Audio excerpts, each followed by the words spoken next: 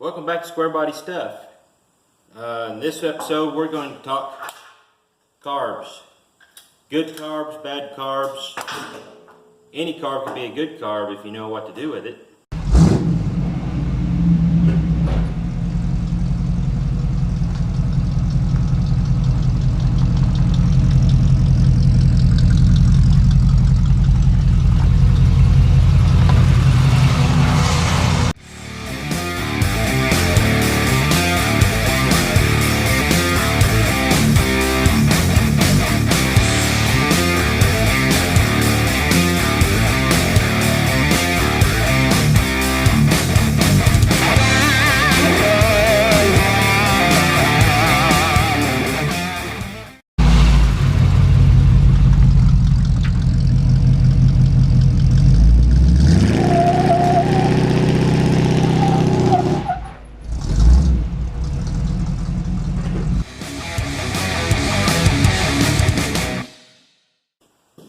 Today we're going to be talking about the three most common, pretty much everybody's seen one, 4-barrel carburetors.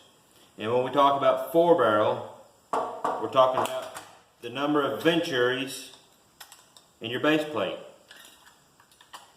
They all got 4. 1, 2, 3, 4. 1, 2, 3, 4. So this here is an Edelbrock Performer carburetor, 1403. I'm thinking it's I think it's a 600 CFM. This is your standard, pretty much off-the-shelf Holley. This is a dual line, not a double pumper. If it was a double pumper, it wouldn't have this vacuum canister on the side of it. This is your vacuum secondary pod. I think this is a 670 Street Avenger or Truck Avenger or something like that. And this is the probably an 80-something model Rochester Quadrajet. It's called a spread bore because it has the primary bores are smaller than the secondary bores. These two are called square bores. As you can see, the pattern is more square. Alright, now, the main question I see on the internet, Facebook, whatever, and I've been asked personally is, what's the best one? Well, it really matters what your application is, how deep you're going to get into trying to tune the carburetor to run as perfect as you can on your vehicle, and the performance level.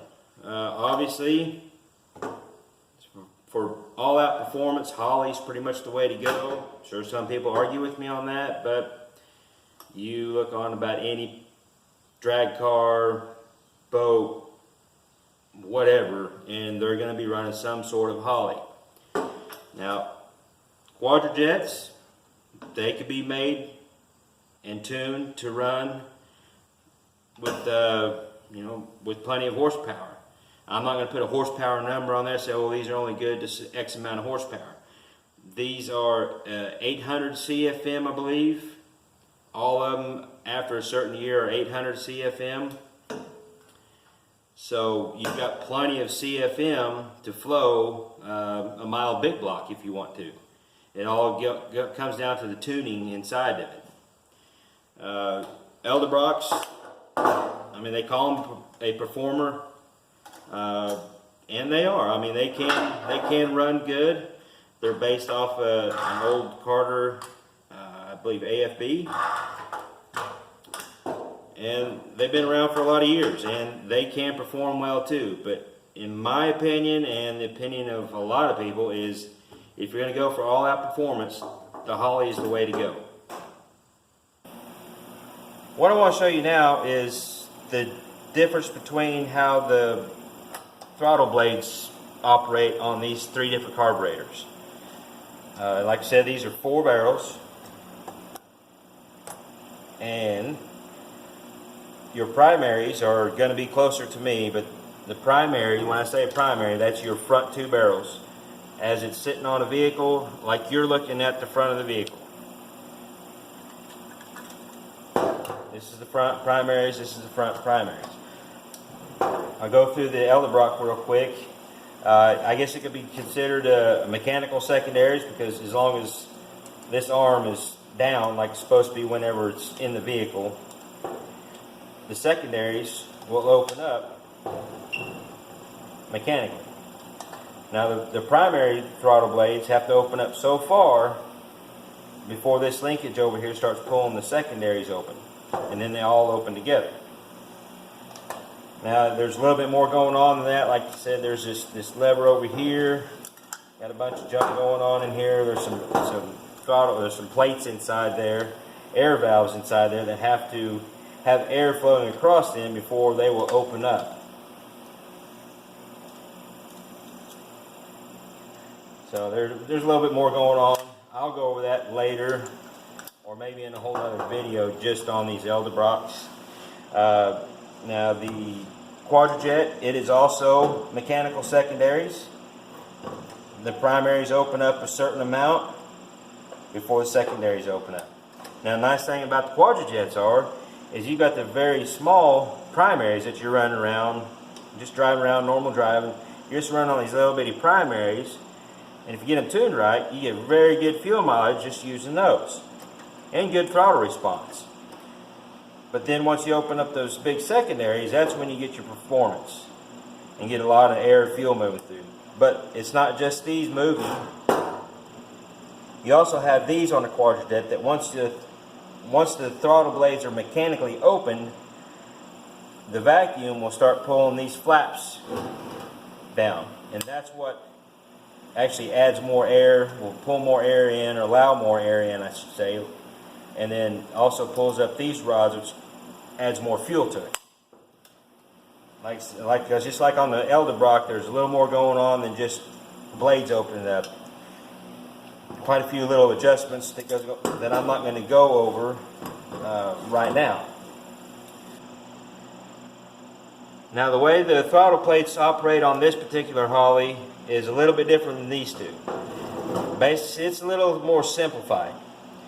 And this is a vacuum secondary Holly, not a mechanical double pumper. So when you open up your throttle plates, your primaries will open up, and you can open them all you want mechanically, and the secondaries will not open mechanically. The way they open up is whenever you open up your primary throttle blades, air is moving through your venturi, and there's a tiny port inside of here. You can't really see it, but it pulls a vacuum inside this pod through a passageway, and then inside the pod there's a spring and a diaphragm. Well, when your secondary throttle plates are open up and air is moving through there, depends on how much air, how fast it's moving, and what type of spring you have in here is how fast your secondaries open up. They'll open up, and then once you let off the throttle, your linkage over here will close the secondary throttle blades. And that's how the secondaries open up on a vacuum secondary Holly. Now inside this pod, like I said, there's a spring inside there and a diaphragm. The spring is on top of the diaphragm, the rubber diaphragm is down below it. When the air is moving through there and the vacuum is applied, that spring is what's holding tension on this. You can change the springs out, put a heavier spring or lighter spring, and control how fast the secondary throttle blades open. You get a light spring, it'll open up really quick, but you got to be careful. If you put too light of a spring, it can cause kind of a lean surge or lean bog or hesitation, fall on its face, however you want to explain it. If you put too heavy of a spring in there's probably a chance if your carburetor is a little bit too big and too heavy of a spring, the secondaries may not even open up all the way. There may not be enough of a signal for them to open up all the way. Now, the difference between a double pumper and a vacuum secondary is not the amount of fuel inlets it has. The difference between a vacuum secondary and double pumper is how the secondaries open up and how many accelerator pump squirters they have it. Because on a vacuum secondary like this one, you only have one accelerator pump.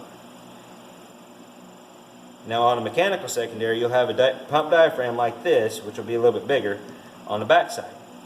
And you'll have an arm over here hooked to your secondary throttle linkage that will actuate it just the same way this one does whenever when the secondaries open up. And the linkage over here will be different. It will actually mechanically open up the secondaries like that at a different rate. I mean, you can get them 1-to-1 where they both open up the same, or you can get it to where it's like, say, 50% primaries and then the secondaries open up all the way.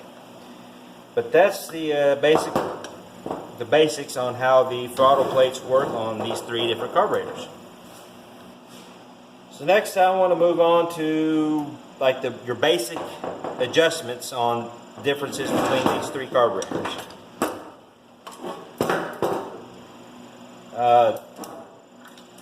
Your idle adjustment, just your idle speed on the Edelbrock will be this screw right here. You screw it in and out and it adjusts how much, you can see there how that arm or that screw rides on that and adjust where your throttle plates are positioned at idle. On a Holly, or most Hollies, it's back here. It's not as easily accessible with your air cleaner on because it's kind of back underneath your air cleaner, if you can imagine. The Edelbrocks are in a nice position where you can actually reach up under there with a screwdriver with the air cleaner on. Usually on a Holly, I pull the air cleaner off to mess with it. This is kind of in the way, but same principle. Screw this screw in and out and then adjust where your throttle blades are at idle. The Quadrajet is pretty much the same as the Edelbrock, just right there on the front, nice and easy to get to. You screw it in to idle, to make the idle higher, screw it out to lower your idle. Now once you get your idle kind of set, your idle mixture screws, which are what control the amount of fuel being introduced underneath your throttle blades at idle. The idle mixture screws on Edelbrocks are right here in front, nice and easy to get to. And the same thing on the Quadrajets. They're right here in front, which this one doesn't have the screws in it yet, or right now. But they're right there, and they look, well, they're smaller than that, but in the same place. There are some Hollies, or not Hollies, but Quadrajets that they're plugged off, and you can't get to them. Now, the Holly's a little bit different. They're a little bit harder to get to. There's a screw on this side and a screw on this side on your metering block. Now, some Hollies have full corner idling. They'll have mixture screws on the secondary metering block. That's for more of an application where you have too big of a cam and trying to fine tune, you get your idle leaned out or cleaned up a little bit, and that's a whole different story. We're just going to talk about your basic idle mixture screw setup. And typically, where I start out at on setting my idle mixture screws, I'll turn them in. You can turn them in with my hand. Sometimes you take a screwdriver. Turn them in and just lightly seat them. You don't ever want to try to really tighten them down. Just get it to where they're snug. You kind of back them up and just a real light touch. Start there. I'm hoping you can see that. Then I'll go 1.5 or 2 full turns. I'd rather start out really rich than really lean. I usually go two full turns on my mixture screws on any of the carburetors, just so I've got kind of a baseline to start at. I'll hook up my vacuum gauge to see what kind of vacuum I'm pulling, and I'll adjust my mixture screws in like a quarter of a turn at a time on each side, like that, and watch my vacuum gauge. And when I turn it in and my vacuum should start rising up. Get your best vacuum reading you can get, and you just keep going in just a little bit at a time on both sides. and eventually your vacuum is going to start dropping. You're going to go the other way. You're getting too lean, not enough fuel. So then you'll back it up.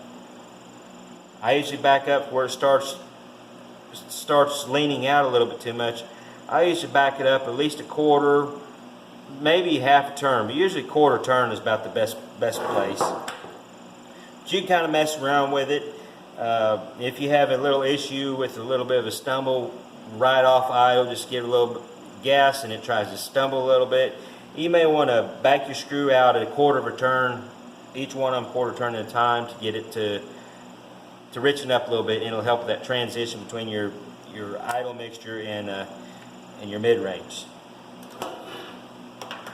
Alright, I think that's going to wrap it up for what I want to put into this video. I basically just kind of want to go over the differences and similarities, I guess, on these three different carburetors. These are your three basic carburetors that you're going to find on about any square body you have, unless you got a 2-barrel or Phytech, Sniper, fuel injection, throttle body injection. I'm not going to go over that. I'm going to go over I just want to go over the three basic ones, and my feelings on them and what I know about them. Now, eventually, I want to go through and make a video of each individual style of carburetor and get more in depth on what I know about them as far as tuning and tips and tricks and stuff like that, and basically just rebuild stuff. So hopefully you liked what I've got to offer here. If you do, hit the like button and the share button and the subscribe button. Let your friends know about me and what I'm doing here. I'm going to try to post some more exciting stuff on down the road, but right now it's just kind of some boring tech tip, going over some carburetors. So I guess that's it. We'll see you later.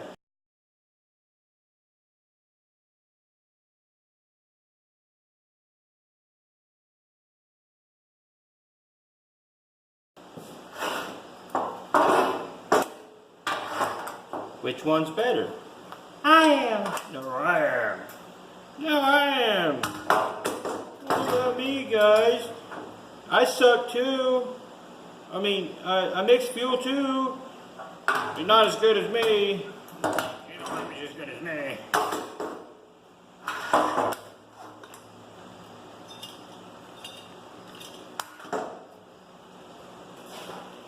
Alright, you three. I'm going to leave you here on the workbench overnight. I don't want any fighting. Hear me? You guys put on a good show for the viewers. I'm proud of you. Keep up the good work.